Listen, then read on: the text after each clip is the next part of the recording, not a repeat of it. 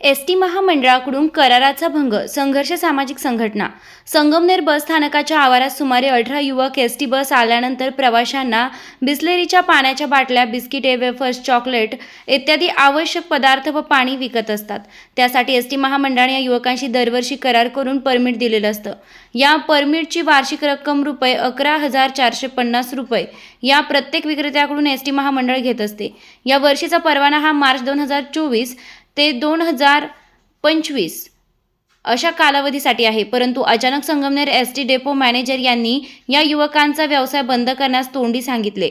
त्यामुळे या युवकांनी संघर्ष सामाजिक संघटनेकडे संपर्क साधून याबाबत न्याय मिळण्याची मागणी केली आहे. संघर्ष सामाजिक संघटनेचे संस्थापक तसेच शासनामार्फत निवडले गेलेले पथविक्रेते तसेच सदस्य ॲडव्होकेट संग्राम जोंधळे, शहर अध्यक्ष दत्तात्रय कांडेकर यांनी या युवकांना सोबत घेऊन याविषयी डेपो मॅनेजर यांच्याशी चर्चा केली. परंतु डेपो मॅनेजर यांनी उडवाउडवीची उत्तरं दिली. वास्तविक करार बंद केल्याची नोटीस या युवकांना दिलेली नाही.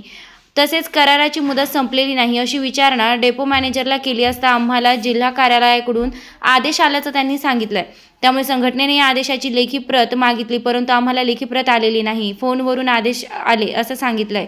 डेपो मॅनेजर यांनी अशा प्रकारे बेजबाबदार उत्तरे दिल्याने हा व्यवसाय चालू ठेवावा असं संघर्ष संघटनेने या युवकांना सूचित केलंय. कारण या युवकांच्या रोजीरोटीचा प्रश्न आहे. कराराचे पैसे दिलेले आहेत, मुदत संपलेली नाही. हा व्यवसाय उन्हातान्हात एसटी बसच्या मागे पळत पळत जाऊन करावा लागतो. यासाठी प्रचंड मेहनत घ्यावी लागते. हा व्यवसाय बंद करून अचानक दुसऱ्या व्यवसायाची कोणतीही सोय नाही. त्यामुळे हा व्यवसाय चालू ठेवावा. तसेच यापुढे अधिक तीव्र आंदोलन तसेच इतर वेगवेगळ्या मार्गाने या युवकांना न्याय मिळवून देण्यासाठी संघर्ष संघटना प्रयत्न करेल अशी ग्वाही संघटनेचे या युवकांना दिलेली आहे. शेरनी न्यूज संगमनेर. संपादिका कृष्ण अजितकुमार सारडा.